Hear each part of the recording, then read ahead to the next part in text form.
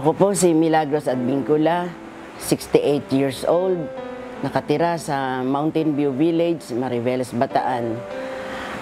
May health problem po ako. Unang-una na yung uric acid, may gout po ako eh. At marami pang health problems na nalaman ko ito after the death of my husband, 2013, nang ako po ay nadala na sa ospital. So nakita po doon yung aking mga problema, mataas ang sugar, cholesterol din, at yun nga, yung uric acid dahil may pagkakataon na nilulumpo ako, hindi ako makalakad.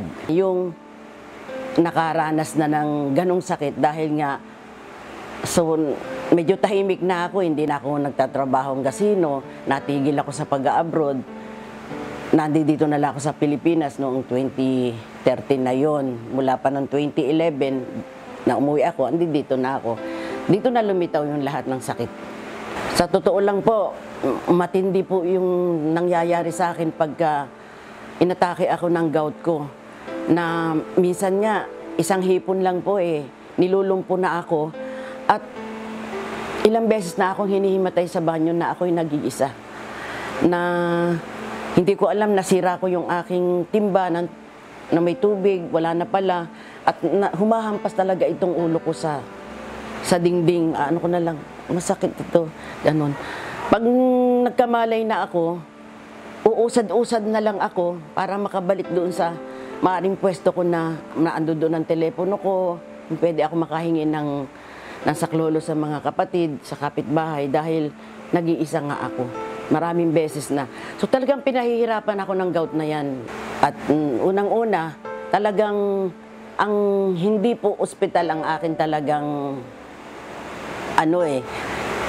ikabaga yung mentalidad mo. Pag may sakit ka, ospital agad. Nagpaalaga din ako sa doktor. 4 na buwan po.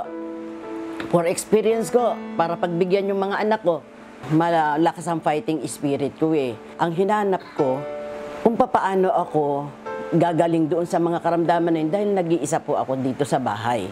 Wala akong kasama, meron akong 2 anak na may mga pamilya na, malayo na sila sa akin. So nag-iisa ako, hindi pwedeng mahiga ako. Iba ang ibinigay sa akin, ginhawa ng King's Herbal Plus. Ingredient niya, sa dami. Kumpleto na eh, alam mo ba? Yung 80 ingredients na yan ng King's Herbal Plus, kahit siguro mayamang-mayaman ka na, kayang-kaya mo yung bilhin, di ba? Pero hindi mo siya makakain lahat. Dahil sa totoo lang, sa isang saging lang busog na tayo. Paano ka pakakain ng ibang prutas pa?